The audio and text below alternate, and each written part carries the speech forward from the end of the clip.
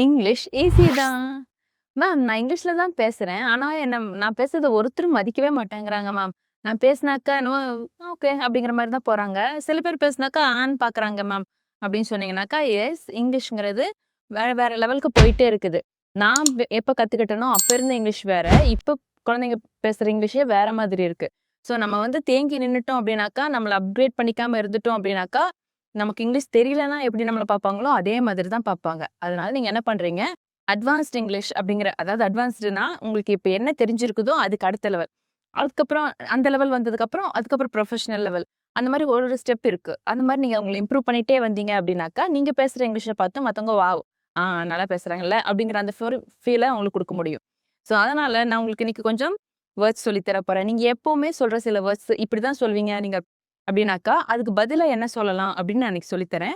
இத நல்லா பிராக்டிஸ் பண்ணிட்டு, நீங்க நிஜத்துல யூஸ் பண்ண ஆரம்பிங்க. இந்த வீடியோவ பார்த்துட்டு, ஓகே பார்த்தாச்சு, தெரிஞ்சுக்கிட்டாச்சு அப்படின்னு சொல்லிட்டு நீங்க ஸ்கிப் பண்ணிட்டு போனீங்கன்னா, உங்க லாங்குவேஜ் எப்படி இம்ப்ரூவ் ஆகும்? ஸோ நான் ஏதாவது ஒண்ணு சொல்லிக் குடுத்தேன் அப்படின்னாக்கா, அத நீங்க ரியல் லைஃப்ல அப்ளை பண்ணுனா மட்டும் தான், நீங்க வாவ்! அப்படிங்கிற மாதிரியான ஒரு ஸ்டாண்டர்டுக்கு போக முடியும். இதெல்லாம் ஸ்டெப்ஸ் தான். நான் சொல்லி தர்றது எல்லாமே இது இப்ப வந்து இப்படி சொல்லிட்டு இருக்கிறீங்க. அதுக்கு பதில் இப்படி சொல்லுங்க அப்படின்னு சொல்றது ஸ்டெப்ஸ் தான்.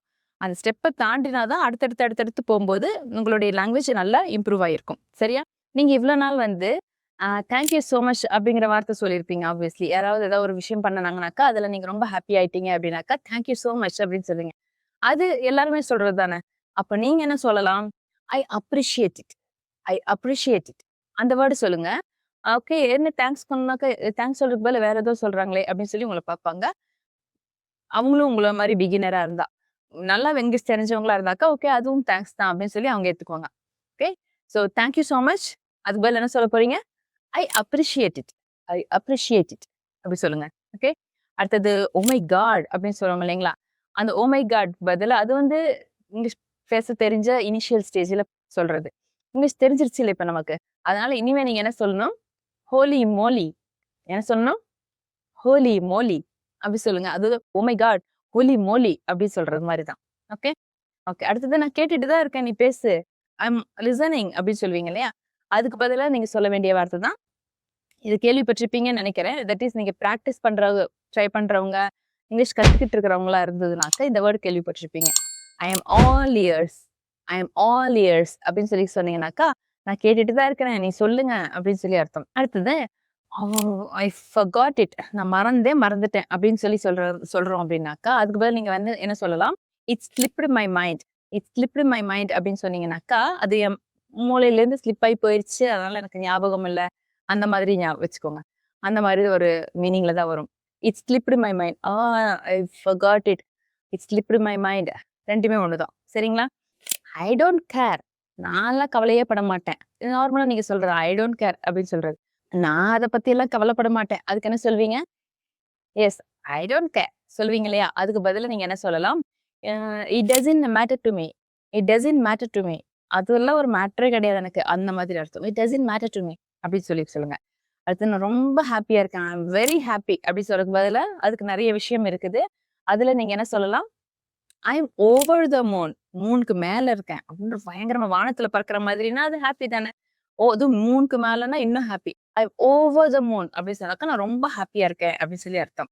எனக்கு குழந்தை பொறந்துச்சு. ஐ அம் ஓவர் த மூன் அப்படின்னு சொல்லலாம்.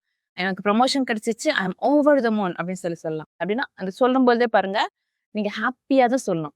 சரியா? ஸோ இந்த வேர்ட்ஸ் எல்லாம் ட்ரை பண்ணி பாருங்க. பேசும்பொழுது யூஸ் பண்ணி பாருங்க.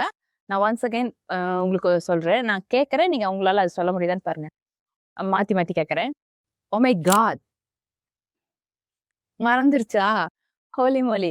நான் ஆன்சர் சொல்லல. நீங்க வேணா மறுபடியும் ஒருவேள மறந்துச்சுன்னா, மறுபடியும் இந்த வீடியோ பாருங்க. ஓகே மறுபடியும். ஆம், நான் I am very happy. I don't care. I forgot it. Thank you very much. I am listening. Oh my God! Okay. I know. இதுல ஒரு நான் சொல்லியிருக்கிறேன் அப்படின்னு நினைக்கிறேன். அந்த 6ல ஒரு 3 கரெக்ட்டா இருக்கும்.